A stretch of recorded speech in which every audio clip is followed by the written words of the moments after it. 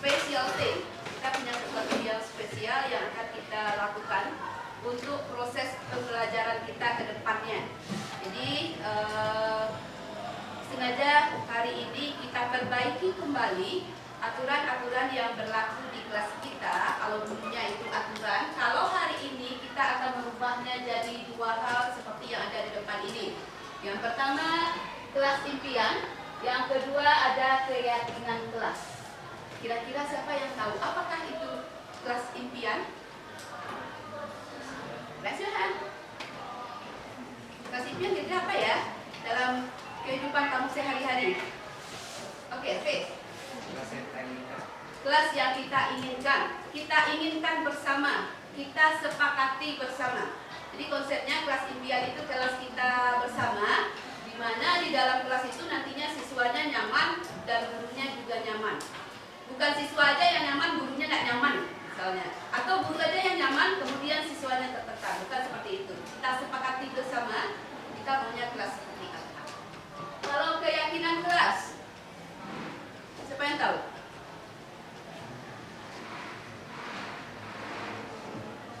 Keyakinan kelas? Oke, Aldo? Nilai-nilai yang harus ditaati dalam kelas. Ya, nilai-nilai yang kita sepakati bersama dan kita buat bersama, kemudian kita taati bersama. Dari mana datangnya? Tentu aja dari kita bersama, dari seluruh siswa, bukan dari guru.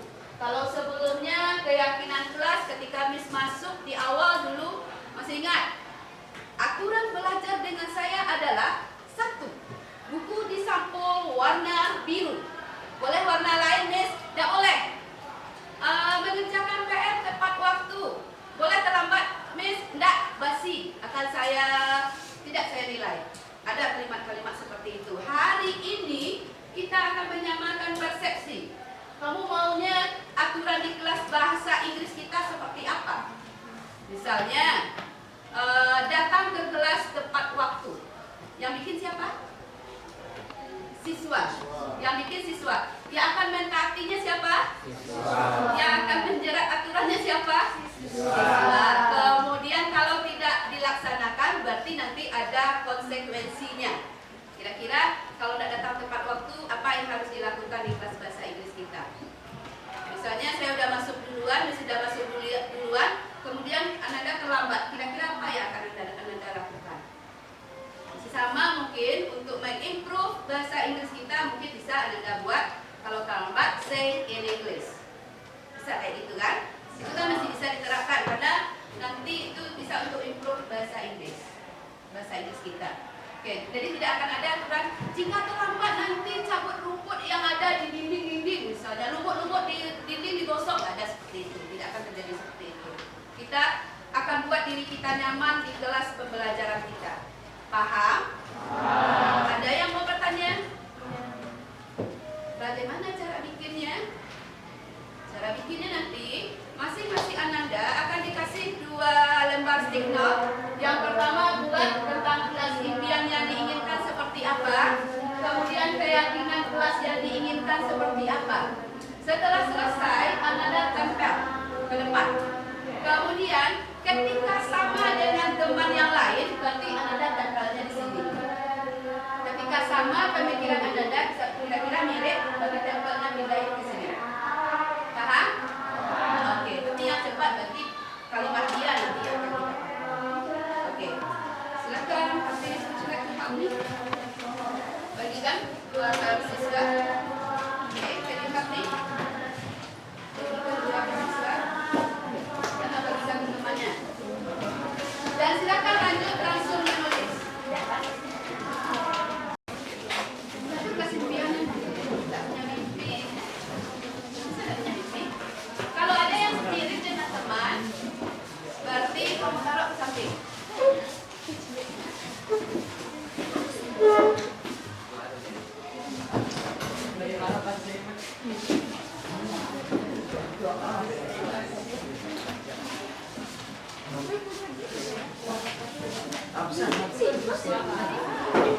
Ayo kelas.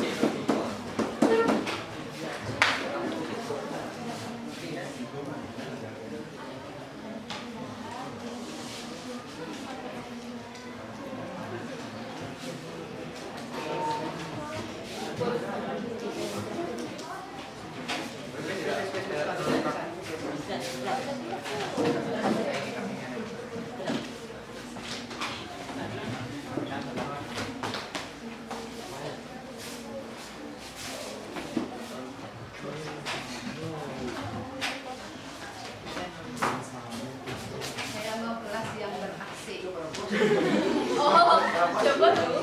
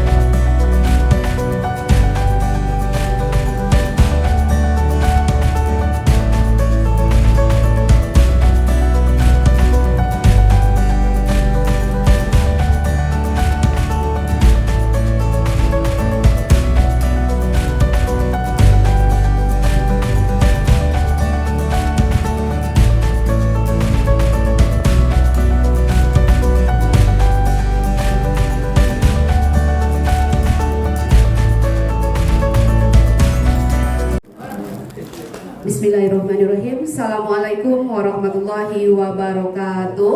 Waalaikumsalam warahmatullahi wabarakatuh. Bapak Ibu sambil menikmati snacknya, kita lanjut. Saya berusaha protes ke Ibu Kepala Sekolah. Sekarang 11.46, berarti jatahnya 14 menit.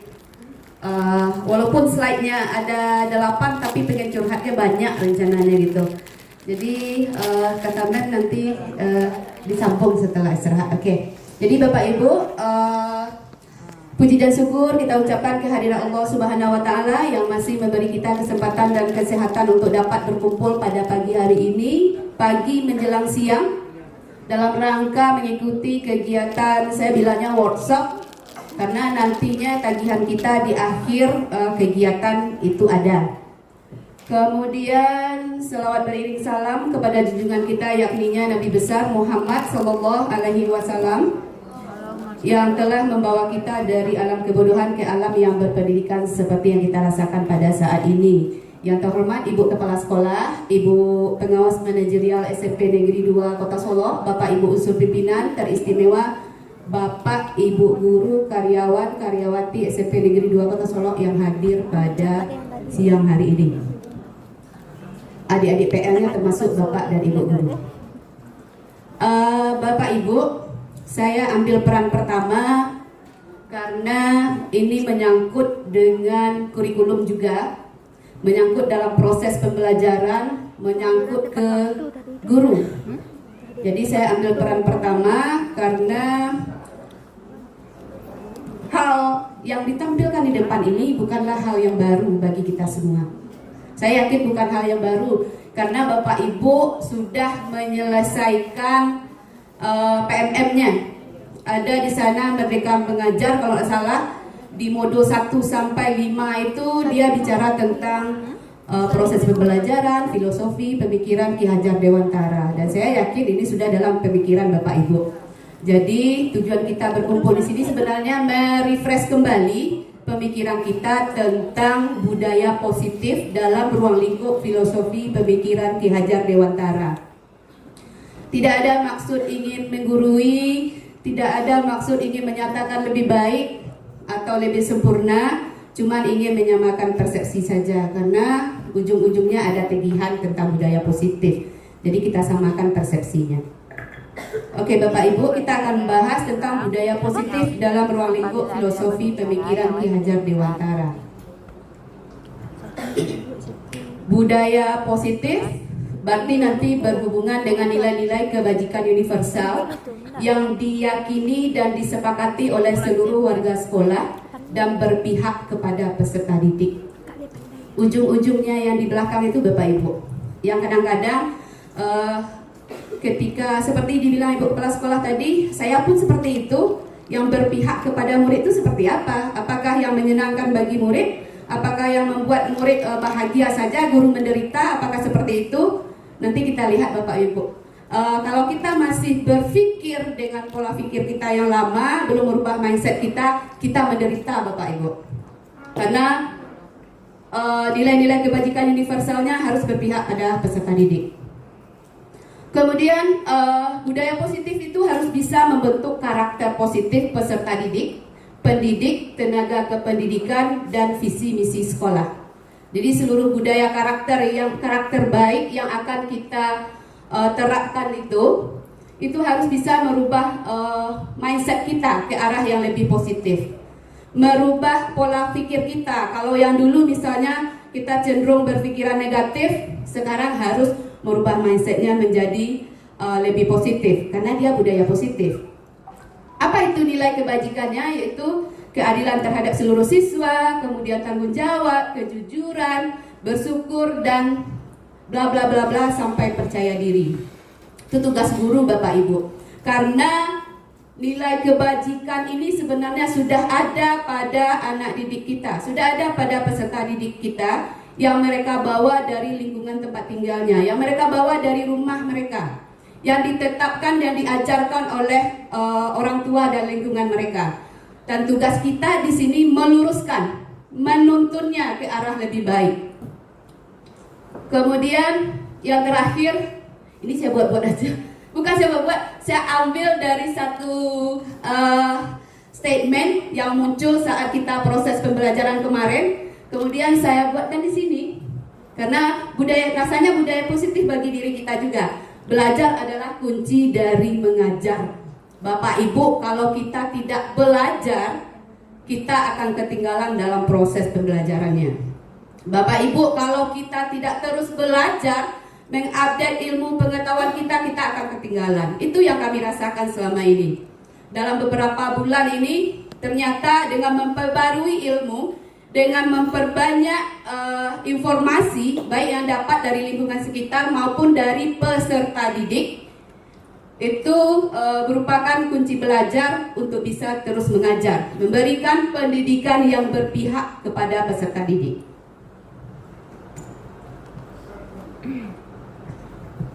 Ini yang Bapak Ibu lihat dalam PMM kemarin, filosofi pemikiran Ki Hajar Dewantara.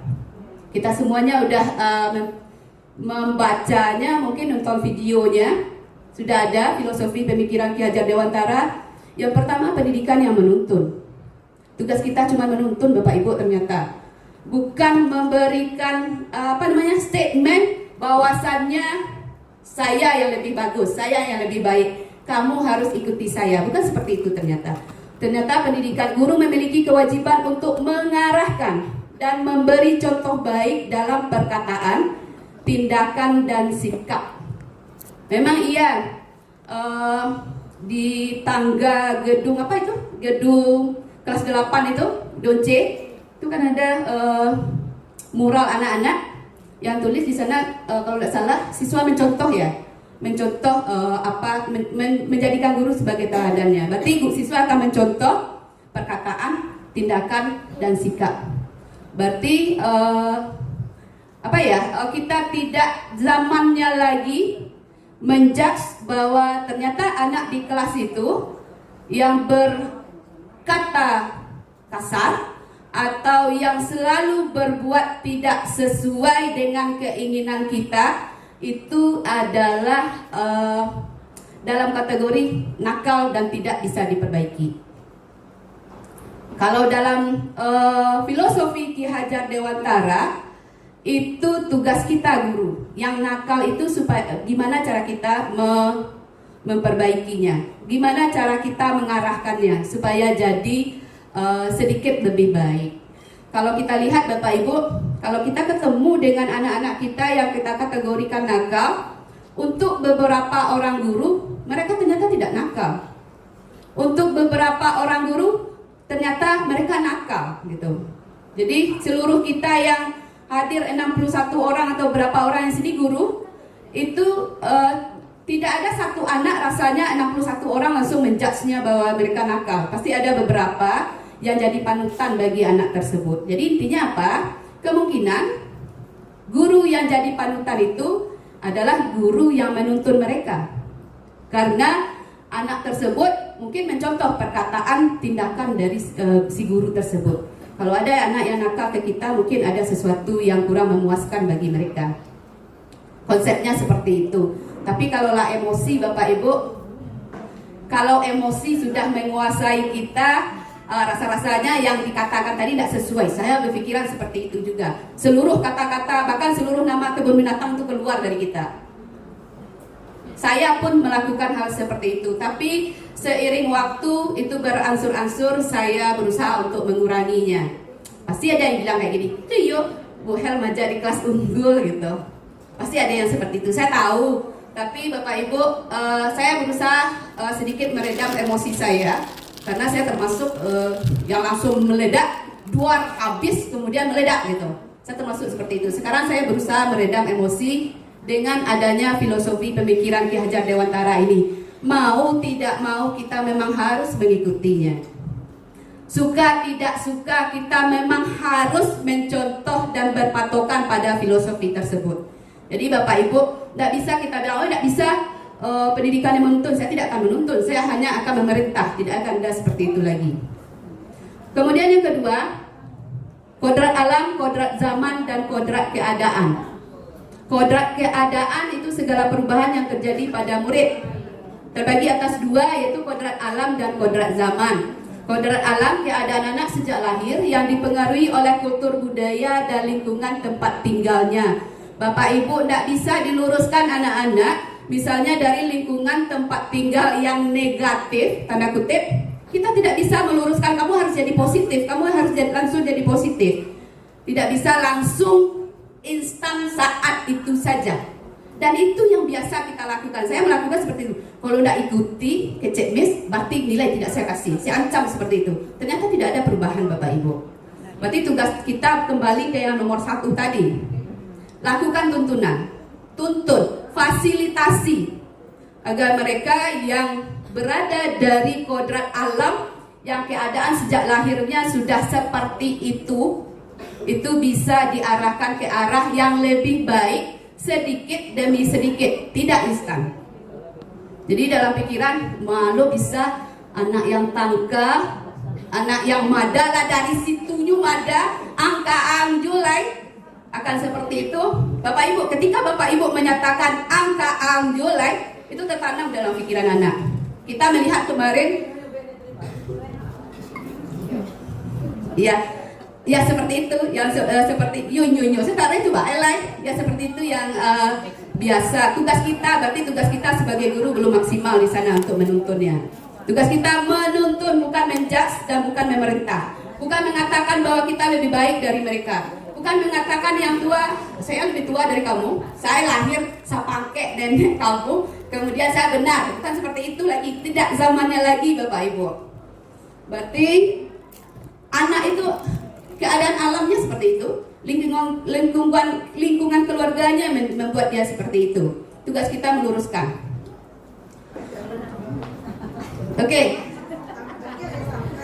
Ya nanti selanjutnya nanti ada Bapak Ibu, karena rentetan ini sampai ke ujung-ujung nanti ada. Udah terbayang dalam pikiran saya, ya seperti itu.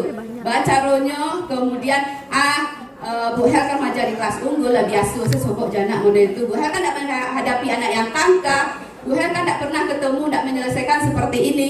Ya, itu pikiran saya zaman dahulu seperti itu. Tapi nanti rentetannya akan ada. Jangan cemas Bapak Ibu. Saya pribadi sudah mencobakan. Siapa yang tidak kenal dengan si Hafiz kan? Hafiz 87 yang adik kakaknya si Fatir. Jadi kenapa lu nampak? Ada yang bilang itu lagi cerita anak. Karena itu, oh biasa kan ceceng dari rumah bawa apa? Wah kan dari sini ceceng ibu. Di saat curang nak ibu dah. Lain kalau nak kan? Yo bawa tanah masuk itu bawa kan? Ya, Bu Iha bertanya saja. Saya belum buka sesi tanya jawab. Ya, iya. Kan sudah berubah itu. Besok masuk kita lihat satu lagi. Kemudian dia juga terlambat lagi, misalnya dia juga cari masalah. Padahal kalau dengan saya dia pintar, termasuk pintar lah dia itu. Kemudian dia kan, Hari-hari ada ngecek kan? Kan ngecek beda. Wah, ada upaya merubah. Hari-hari saya banyak. Jadi kalau seperti itu gimana kita? Iya, tadi konsepnya kan ada instan ya. Bu Eha kasih tahu sekarang, kita aja yang udah dewasa dikasih tahu, kemudian besok kita ulang lupa gitu kan? Ini aku September Oktober. Ya, itu yang pertama.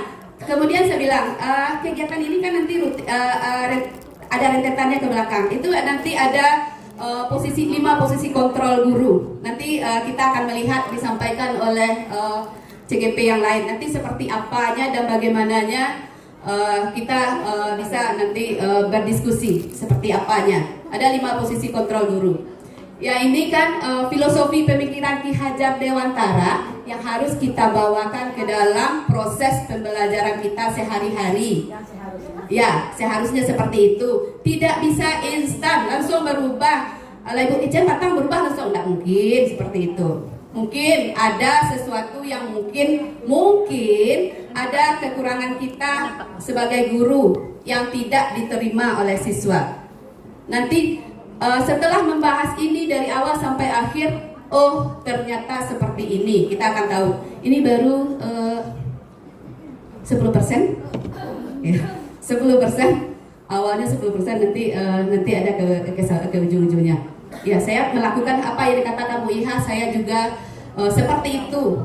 Kalau dulu Bu Iha lihat pertama barisan anak, saya pernah narik-narik anak ke lapangan. Saya masih ingat itu guru senior bilang, kalau si Helku parabo, pas anak tuh ngobrol aja sepanjang hari, saya masih ingat.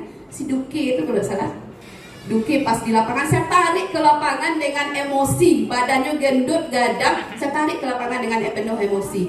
Kemudian setelah mempelajari ini dari dibantu Sales Rasulullah. Setelah mempelajari ini, kemudian mencoba berpikiran positif, ternyata saya salah gitu Bapak Ibu. Si Duki itu saya masih ingat. Saya tarik ke lapangan dengan emosi, darah saya naik ke atas, turunnya lama Bapak Ibu. Muncul tidak stroke ketika itu. Oke. Kemudian kodrat zaman, perubahan yang terus bergulir dan terjadi dari waktu ke waktu. Kodrat zaman Bapak Ibu, sesuai judulnya kita era digital. Sekarang era digital. Kita ketemu anak yang bawa HP, kita ketemu anak yang sembunyi-sembunyi bawa HP. Kita emosi, ketik misyun, ada napinya kalau tidak ditahan gitu kan. Berarti sekarang kita harus agak sedikit meredam emosi, karena aturan, bobot dan peraturan yang telah kita bikin di awal itu nanti akan berubah menjadi kesepakatan. Hukuman yang kita berikan itu nantinya akan berubah jadi konsekuensi. Jadi seperti apa nanti akan dijelaskan berikutnya. Oke Bapak Ibu. Jadi apa ya? Ya kira-kira kalau saya langsung nanti jatah Bu Rina dan lain-lain ada. Oke. Kemudian kodrat keadaan tadi. Jadi Bapak Ibu kita harus bisa memahaminya bahwasanya sekarang zamannya memang zaman digital. Tugas kita membawanya ke arah positif. Salah satunya yang kita lakukan di P5 saat ini, memfasilitasi anak bawa HP, kemudian digunakan untuk musikalisasi puisi. Masih ada juga anak main game. Iya Bapak Ibu, tidak mungkin instan langsung. Kok bawa HP musikalisasi aja semuanya, tidak mungkin kayak gitu. Pasti ada kecurangan. Kita saja ada kecurangan-kecurangan. Setelah ada kesepakatan, kemudian kita curi-curi sedikit untuk curang. Ada, ya kan? Saya pun seperti itu. Jadi jangan, berarti kita tidak bisa menyalahkan anak 100%. Mungkin anak mencontek dari kita. Bu tuh batang nampak, dia lari lewat pagar, alun jamnya lari lewat pagar misalkan. Mungkin anak nyontek dari situ. Pak Ibu, sudah 12 lewat 5.